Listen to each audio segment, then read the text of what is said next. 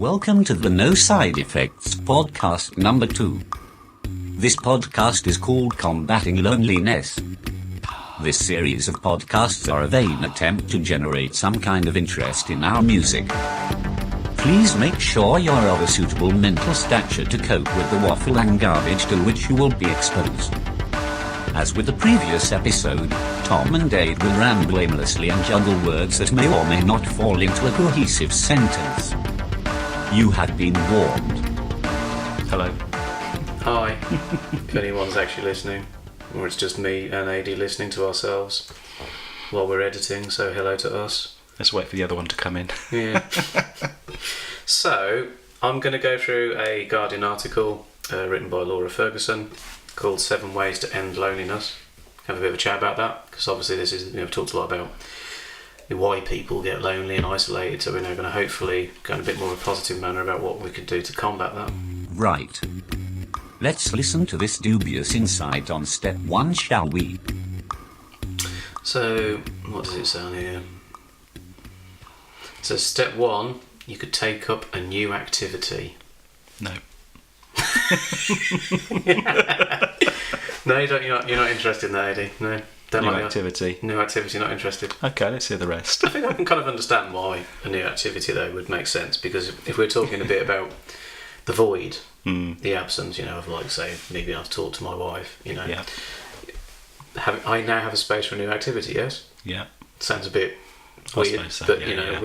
If we're going to subtract X amount of hours of discussion with my wife that I can no longer have, then I have space to take up quad biking in the appropriate weather. Yeah. Is that not... Well, we wait to hear the others. Is that not still the donut? The custard donut.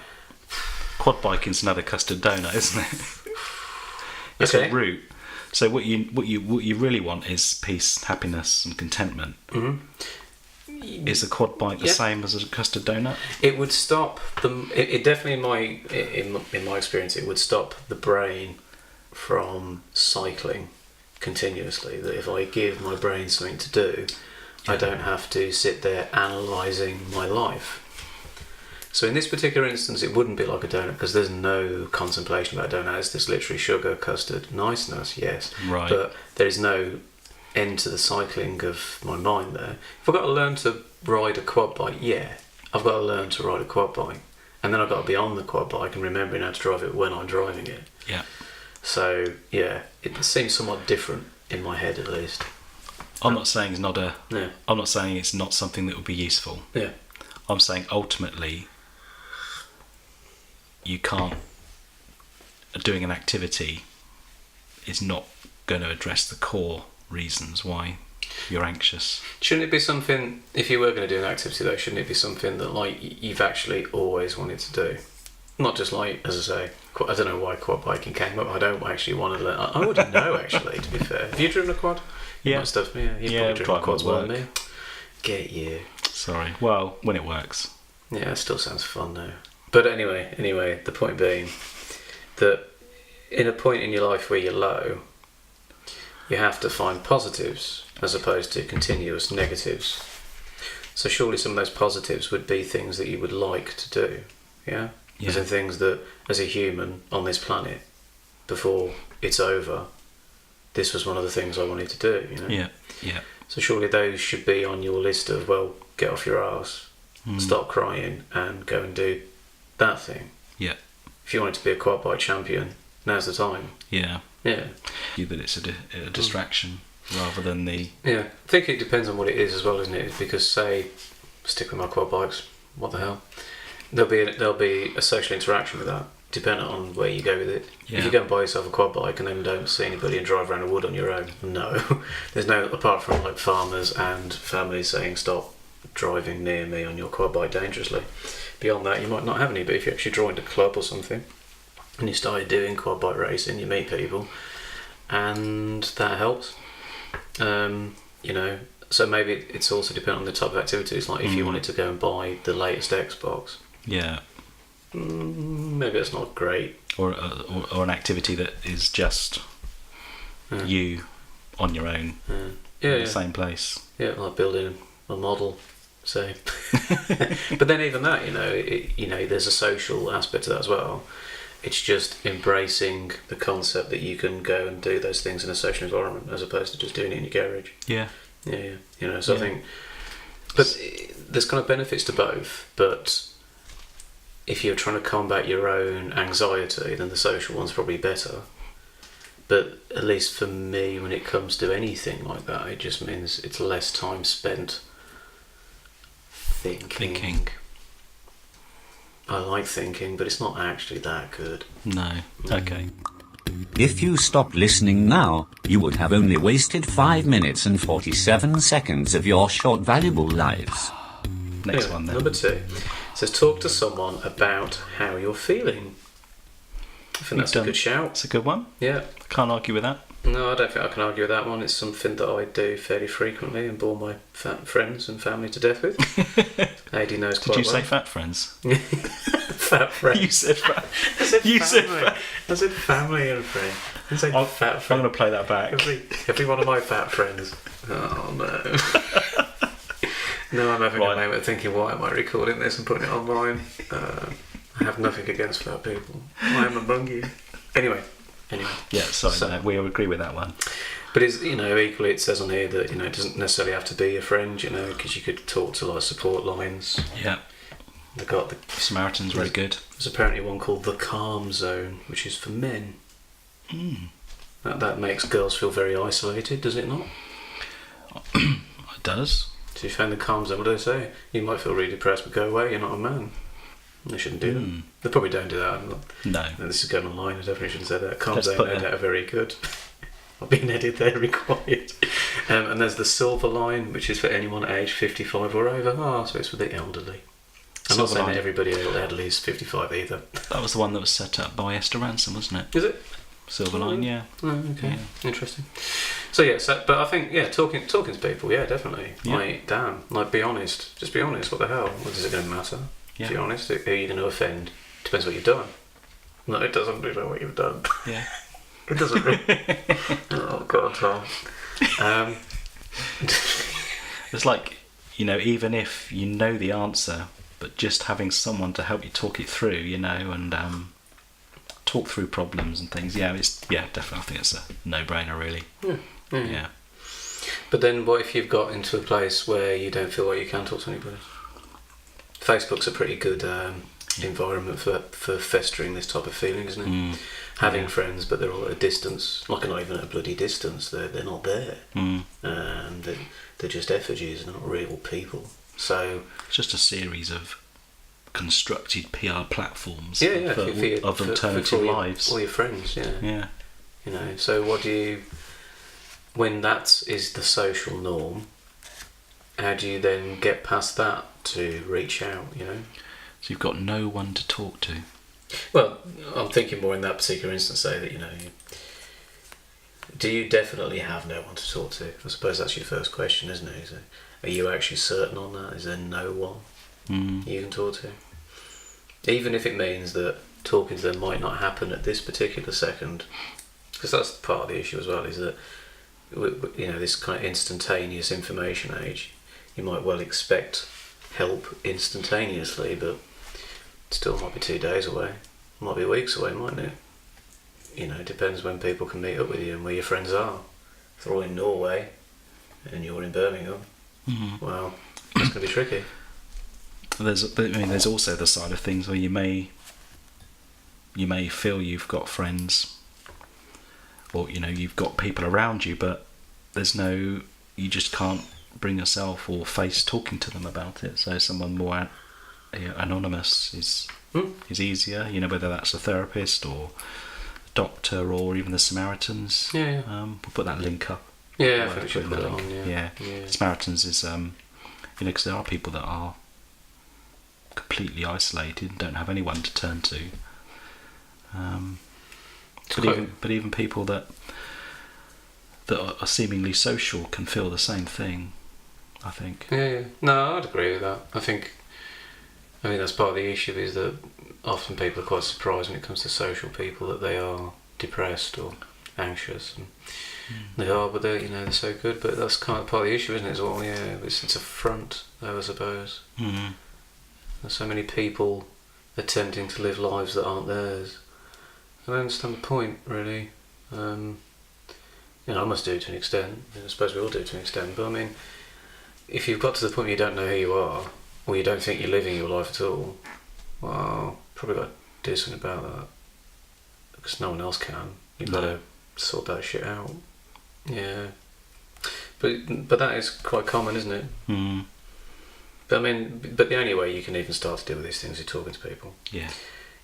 Start. And then equally, it's quite helpful if you're trying to avoid getting into that type of place where you have a very restricted number of people you can rely on in the first place. So it's quite good if you can at least keep the doors open. Yeah. Quite often in, if you're in a marriage or partnership, you then defined as as a pair. Oh, yeah. You do everything as pair, and you don't retain that the individual lives. Which is quite important. So have your own set of friends, your own and explore your own goals, but have that connection when you're together. But then you've got to grow as individuals as well, and create other avenues and things. So that's quite important. It's very complicated because I think, something I know quite well, that your social interactions with people, up to a point, they can mostly be integrated around both of you, as opposed to you as an individual, and then that can be very difficult to get out of, particularly if something happens, because then if you both part ways, then your previous life means that how's it going to pan out? Is it going to be like, are they going to be with you? Are they going to be with them? Or are they going to keep mutually or distance? It's very complicated, and it is much healthier to actually make sure you've still got a life around that relationship. But love's a tricky thing, isn't it? Because a lot of people get quite concerned about, when you're in a relationship, the friends you've got, type of friends, approval of those friends. These are all fairly common things, but they can lead to isolation. You might be happy at the time in that isolation, but you might find out one day that you're not, and then it's probably good to at least think about those type of things. So that's an important point, AD. Yeah. So that's good. That's a good one. So friends are required, and keep them. Yeah. It's the gift that keeps on giving. Helping older people in your community who might be experiencing loneliness is often simple, easy, and enjoyable. If you love reading, you can lead a telephone-based book group for housebound older people.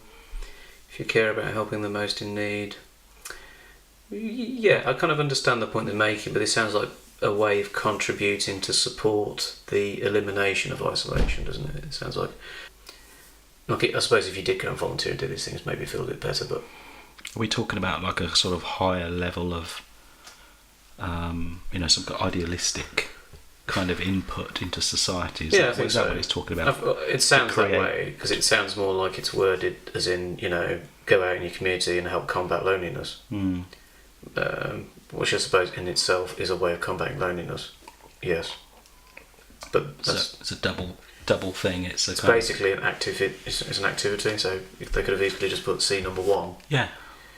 So volunteer is an activity, isn't it? Not really impressed with that one. No. No side effects. Say no. No side effects would continue to apologise for the extremely self-indulgent, pretentious nature of this podcast, but they don't care, so won't. Number 4, reach out to those around you, even if they are not lonely. Yes, but that's kind of also C answer 2. Even if they're not lonely. Yeah, why is that a subcon? Yeah. I'll read the rest. It says, last week Radio 5 Live launched a Take 10 initiative to encourage listeners to think about who they could spend 10 minutes talking to. Sports people, famous presenters and listeners all responded, pledging to call old friends. A simple, short conversation can go a long way. So kind of reacquainting, human contact, voice to voice. Aidy's frowning. Just giving live description. Not impressed with that one. It is basically C number 2, Yeah. which is talk to someone about how you're feeling. Yeah. But I suppose in a slightly different way, it's also, like I was saying, which is kind of maintaining your connections. Don't let them become non-connections, you know. Yeah. Facebook is very dangerous for things like that. You can clearly see that people are very infused when you first...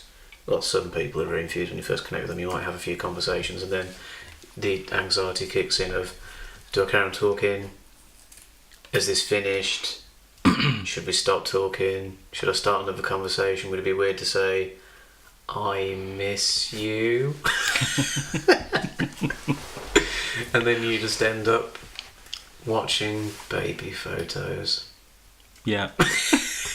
And people start to sharing pictures Yeah. of things that don't mean anything other than are a slight vain connection to an emotion you might have, but you're not going to express yourself. You're going to do it via the medium of someone else who made that picture, which is interesting because it just means it becomes less personal as it goes on, which is Like emoticons, kind of. Yeah. and it seems to be that's the way it works, isn't it? Is the less people actually saying anything on Facebook, it's more just sharing images and a link to feelings, but very distanced feelings, and that's blatantly isolation, isn't it? Like, you know, you're basically not even able to bloody express yourself on a keyboard anymore. I feel lonely. Smiley face. Yeah. But people do that though, don't they, on Facebook as well? They kind of call out for help in a really weird way, don't they? I need a hug. Yeah. Really need a hug right now. And it's a bit weird as well. Like it's kind of a, what is that? Because that's I need a hug. Yeah. Is it kind of just a loose expression, or are they desperately? I don't know. I've always just seen it as just neediness. Hmm. And like they might need, and I don't have an issue with that. But more that there are other ways. There's much easier ways to get a hug. Advise. Facebook's probably not the most efficient. You just go to a club, mate. Yeah. Get a hug. Come back. You'll feel better. But if you're going to stay in the house, watch TV, and play Facebook, no, you're probably not going to get a hug. Get a dog. Yeah. Get a dog. But I wonder if that's going to be on You it. can hug a dog. Hug a dog, exactly. But Need it's a not hug. Dog. Yeah. So what was that one? That was reach out to those around you, even if they're not lonely. Right. As if you have to can only reach Talk to to lonely someone. people apart from when you're number 5. Yeah. Which is a Are bit you nuts. lonely? Yeah. No. Really busy actually. I'm at a party. Alright, doesn't matter. See ya. It seems you are persisting in listening to this continuing drivel. I hope you are aware that there are better ways to serve a penance. Number 5 is identify those most at risk of loneliness. So we've kind of distanced ourselves narratively now. We're no longer the lonely person, we're now identifying lonely people. Right. Not very consistent. Are they suggesting that if we are feeling lonely, then looking at people who are worse than us is beneficial? It could be, couldn't it? You look bloody lonely. Christ, I'm It's glad all I'm right. not I in your found someone situation. else who's worse. Don't you worry. It's like anti-dating, isn't it? Like, I'm afraid I found somebody much more miserable than you that I want to hang around with. It makes me feel better. Bye. But then people do that as well. Yeah. That more sinister relationship aspects. You know, those things are, an aspect of all this, isn't it? Which is being with people that make you down. Because you can happily be isolated in a relationship. And you just have to have someone with you that actually makes you feel shit. Mm-hmm. And some people, definitely. and then for that individual, it makes them feel better. They don't feel so shit because they've made you feel shit. And this is abuse, basically. Yeah. So, so maybe not. No, maybe number 5 is a bad idea. Identifying those at risk of loneliness. Like, it's good to identify people at risk of loneliness, yes. And if you've got friends around you and stuff like that, that's fairly immediate, isn't it? People that care about you, and you end up in a situation, then they know that you're in a situation. If you've told them. If you haven't told them, then I don't know how you can detect this other than mannerisms like not being around ever and not talking ever. But that's not necessarily these days an easy way of finding out things about people, is it? No. You if you went offline for a couple of weeks, my immediate thought wouldn't be you're thinking of topping yourself. I think you've probably gone on holiday or something. Yeah. Iceland. Yeah, he feels like you've gone on your Iceland tour. Yeah. So, but if you told me, beforehand, Tom, I'm really, really down. Yeah. And then you disappear for 2 weeks. You'd be Yeah. like, didn't you just say I was really, really down? So who are they identifying? The government needs to keep its promise to identify people who are experiencing loneliness. Government? Why the hell are they? Like a national register of lonely people? That sounds... Well, that's easy, isn't it? It's just... Yeah, it's just they've got one already, haven't they? It's the consensus. Yeah. Well, who are at risk of loneliness? Yeah, well, that sounds bollocks to me. Move on. You can't keep... I know I'm not a fan, politically of various things, but you can't keep expecting the government to give every bloody problem in your life. Because they won't, because they're crap. That's the whole point. Might need to edit that later. Yeah. I'm sure we'll get on to politics at some point. Hang on, have we got any... In an automatic beep button. I'm afraid Tom has just shown a political opinion. Beep. We've got any songs with a political twist that we do later on? If you really want to, yes. I can find one. It depends what political twist you're after. No, I mean our songs. Oh, right, sorry. We've got That Stir the Square. It's kind of newsy, kind of... Sun Implodes to an extent does. Yeah. It depends which way you want to interpret Sun Implodes. Depends which way you want to take it. We'll just hang it on something. Yeah. Yeah, we'll get into politics at some point. I like your thinking. Yeah. We don't have any political motivation. We're just going to put one on one of our songs because we can and we don't care. Yeah, I like that. Every one of our songs is so fucking political you would not believe, man. It was done at a time when everything was so bad. The views in this podcast are often clutched loosely from the air, shaken up and cast in verbal stone in ill-thought-out sentences and unsubstantiated claims.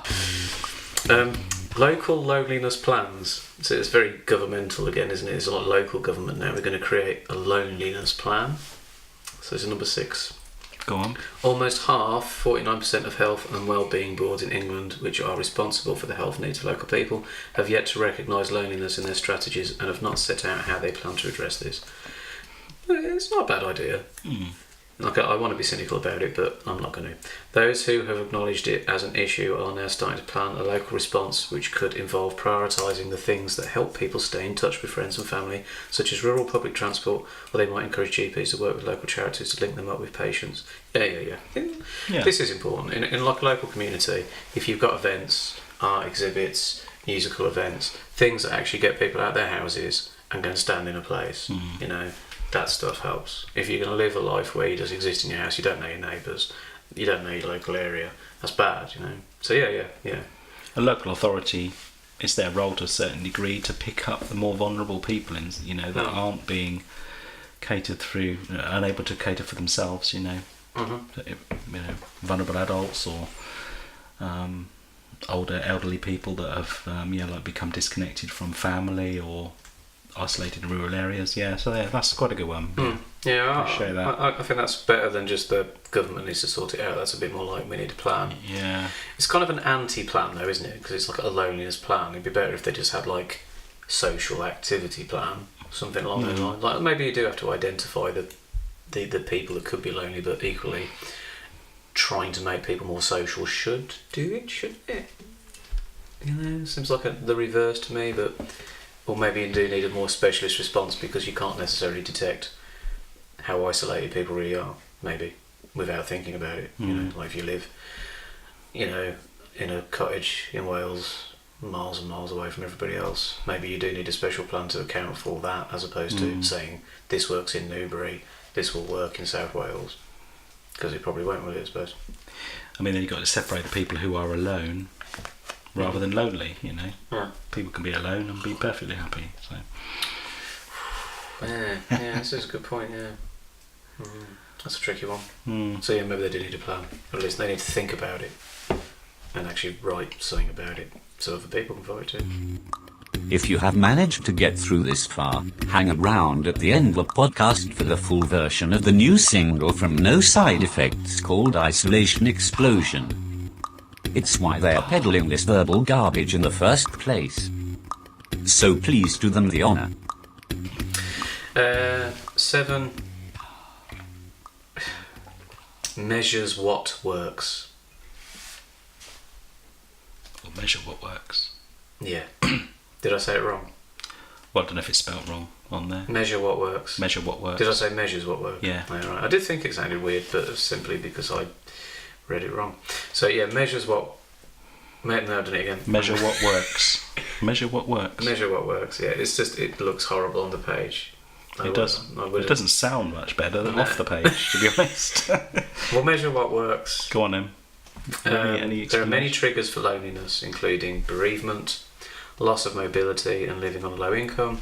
Addressing loneliness in a local area will therefore take time and require a variety of services and support, but with squeezed budgets, like squeezed, it's quite a cool word, isn't it? It flows quite well. Local authorities need to know which services are most effective at reducing loneliness. Past research has shown that setting up local groups, kind of a repeat of the last one, around shared interest can be effective. Well, I suppose that's the art of doing an article, isn't it? It's just repeating the same thing over and over again and people not noticing. But no side effects did notice. Yeah. And we're shaking our heads. Well, you're talking about local authorities again, intervening and interacting in people's lives and identifying where people are lonely. But, like it says there, I wouldn't say squeezed, I'd say slashed the last 5 years. No, I don't like slashed as much as I like squeezed. Slash is probably... Squeeze is a nice word, slash is pretty abrupt. Well, I think it's more of a slash than a squeeze. No, I agree with you. I Yeah. think in this particular instance we're talking slash over squeeze. Yeah, and how they can put in place those services, and even local authorities, There's a lot missing off this list, to be fair. Like, that's it, that's the 7 things. But I mean, there was very little about the individual and their ability to get themselves out of it too. A lot of it was kind of displacement. Like talking to friends obviously is helpful, but you do surely have to get to a point in your mind where you have to accept that you need to get yourself out of this. You can't, you can't fully rely on everyone else because you are who you are. You understand yourself better than anyone else. You do have to an extent, take responsibility for yourself. Or is that too harsh? If you're able to do that eventually, as an individual, then it's something that you can pick up with the help of the support network that you have. Obviously, then it becomes more crucial if that person doesn't have that support network that they can do these type of things. Find a way out of it. Because I suppose it's easy to say something like that, but then you could easily say you need to build your own confidence, couldn't you? You need to find ways to make yourself more confident and comfortable in your own skin. Maybe that's an easier way of saying it as opposed to do it yourself. Yeah, pull your socks up. Yeah. I suppose that's more the point, isn't it? Is if you're not confident or if you're anxious about something, instead of letting the negative bit cycle, think of a way of getting around it, which is going to require you challenging yourself, isn't it? Yeah. Because the whole point of this surely is comfort, which is I've retreated back to a comfortable place, which is my bed in the initial discussion we had a while ago. Therefore, that anything beyond that is going to be challenging, and you just have to deal with that challenge. Yeah. You might not succeed, but that's not the point. The point is that you have to challenge yourself to get out of those places. I agree that there is a certain point at which we're talking about, that it's probably worth defining the difference between, that there's a line at which you are essentially ill. You wouldn't expect, psychologically ill. You wouldn't expect someone with, say, cancer. You wouldn't say to them, right, you got to sort yourself out. No. And a lot of sort of, especially, not so much loneliness, because loneliness kind of evokes, it feels to me like a more medium kind of, if you're on the scale of kind of depressed. And but a lot of these type of things like cancer, the isolation and the loneliness are kind of follow-on repercussions of things like that, aren't they? You know? Yeah. Same with drugs, same with smoking. You know, that a lot of other things can kind of follow on from these things. So say if you got, you know, that was the point of I think the Macmillan Society isolation box, wasn't it? It was these cancer sufferers, and they were discussing how they feel isolated by having been through this situation, because it isolates them from their friends, from their family, because they're the only people that have gone through it. Yeah, yeah. And they can only really talk to other people that have gone through it, or they can't at all. So I suppose the isolation can be like there's a word, it's gone, but it basically strongly associated with something else. So, you know, and then you can't get around some things like you can't say sort yourself out, stop having cancer. Like, what?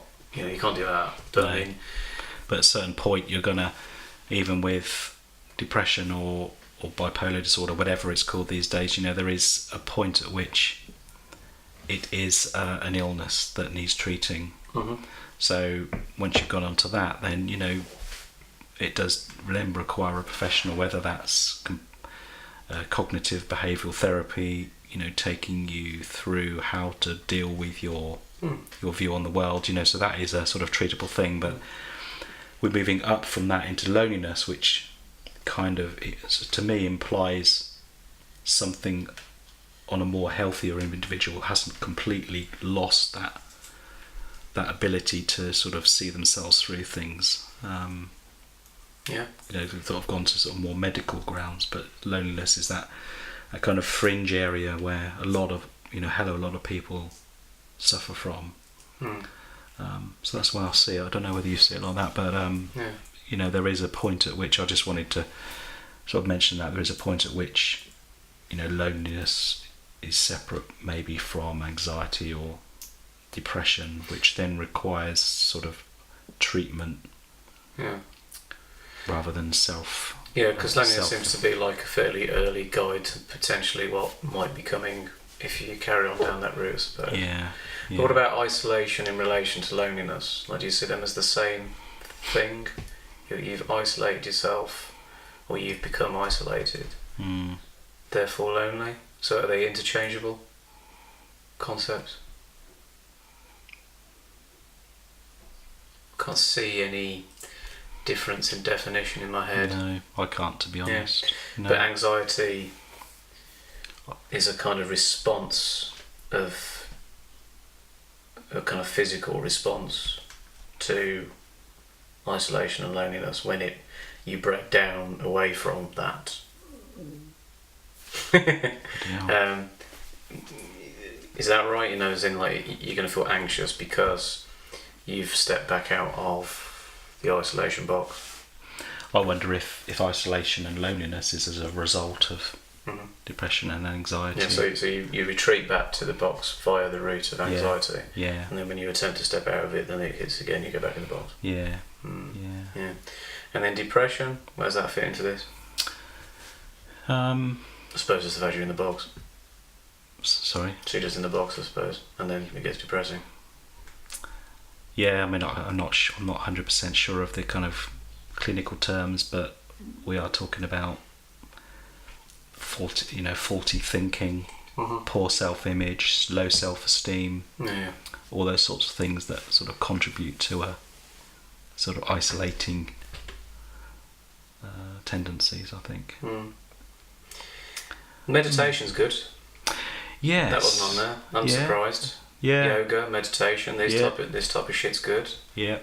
Controlling the mind, putting it in the right place. Yeah. I'm surprised they didn't really cover that. But I mean, if you think, you know, from what my understanding of my own meditative practices is concerned, is that a lot of the practices themselves are very similar, depending on where they're taken from. It's usually the same type of processes, which is focusing the mind and stop letting it allow masses of information to go through. It's just becoming very simple. Bringing everything back to the present moment and stop thinking about the future, stop thinking about the past. Simply exist where you are now and that's actually where happiness is, surprisingly enough. That happiness is actually that, can you be happy right now? We could try a whole bit on meditation and all that. On the in your brain. Oh won't we? yeah, that'd be good, wouldn't it? Yeah. So we can do that whole thing there. Yeah, stay tuned for that one. Yeah. In your brain podcast. Yeah.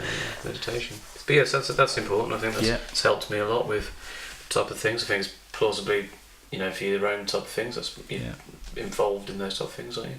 Yeah. And then add that, obviously, on that list could be, professional help, because through science and reasoning, self-reasoning, you can work your way out of it, through behavioural therapy.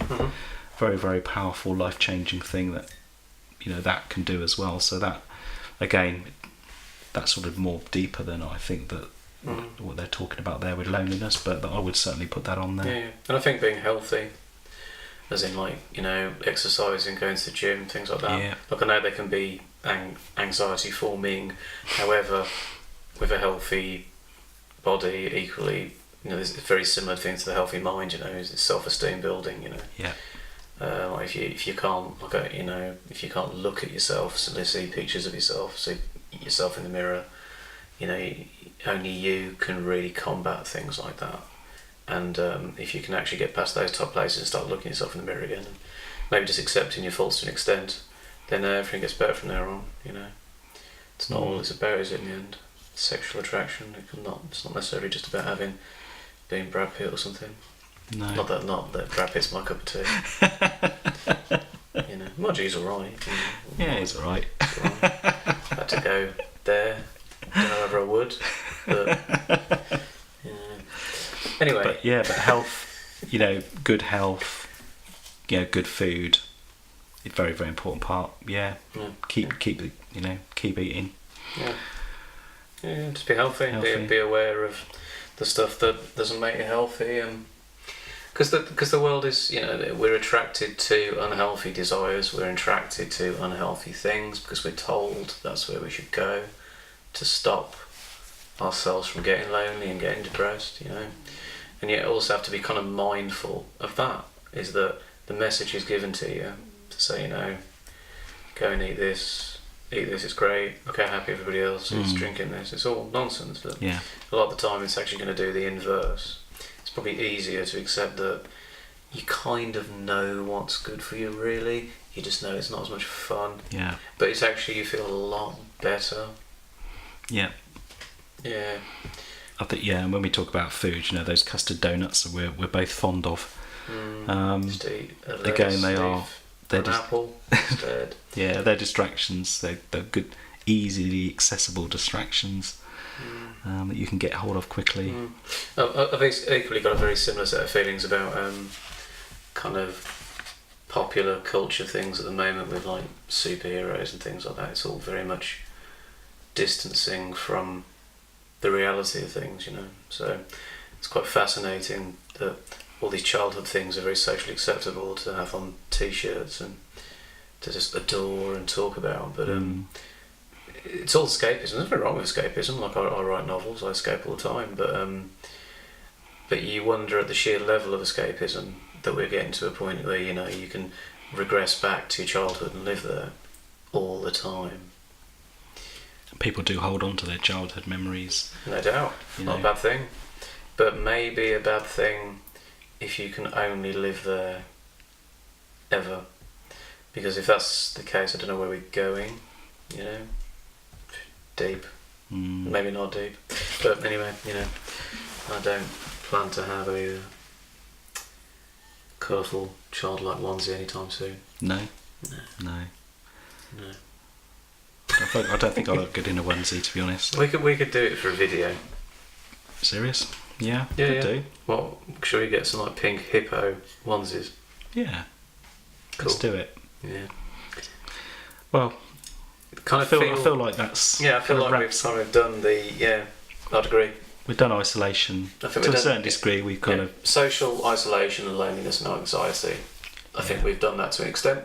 Yeah. I think we can call it a day there. Shall we play our song to finish things off? Shall we? I think we probably should, just to, actually remind people why the hell we're actually doing this. Yeah. Which was apparently, it was some kind of not very impressive attempt to try and market things for our single, which is called Isolation Explosion. Yeah. It's available. Is it available free as a download? Probably best not to discuss that yet until we decided. Oh yeah. Maybe. I wonder what's going to put my foot in it. I think we probably should get it for free, shouldn't we? Yeah.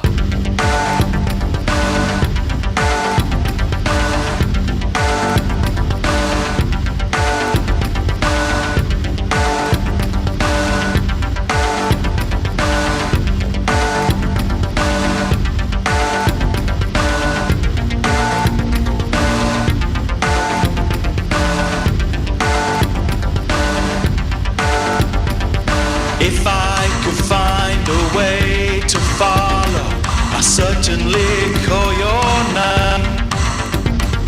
If there's one thing I never wanted, was never to see her again.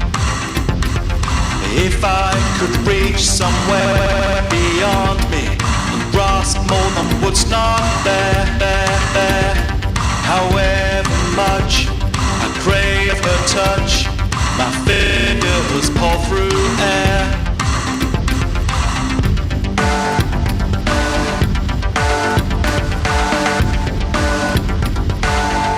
But there's gotta be more than this. Hopefully, something strange and nondescript. True folly.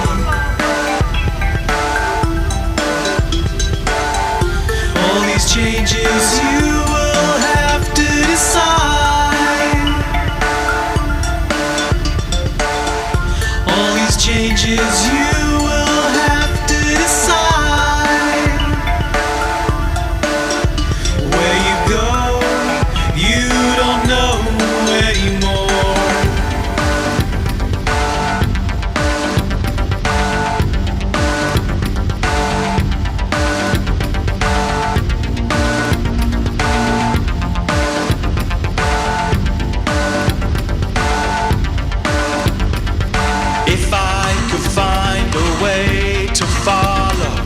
Certainly call your name.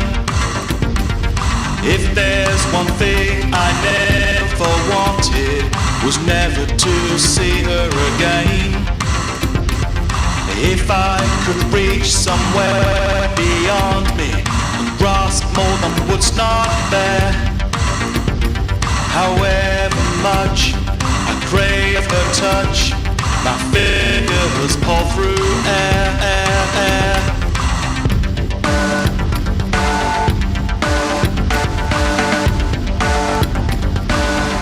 But there's gotta be more than this. Hopefully, something strange and nondescript. True folly.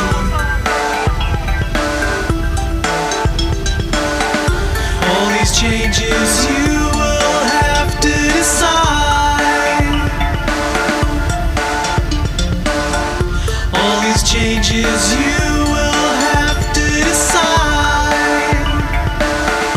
But there's gotta be more than this. Hopefully, something strange and nondescript. True folly. All these changes you will have to decide. All these changes you will have to decide.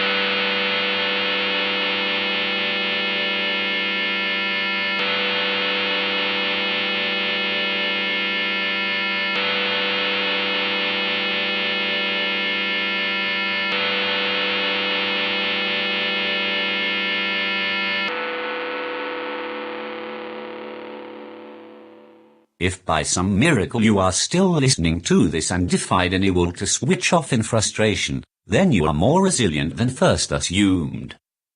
It might be possible for you to actually bear downloading this free single by visiting www.nosidefectsmusic.com. All the best in trying to remove the sour taste of this podcast from your memory.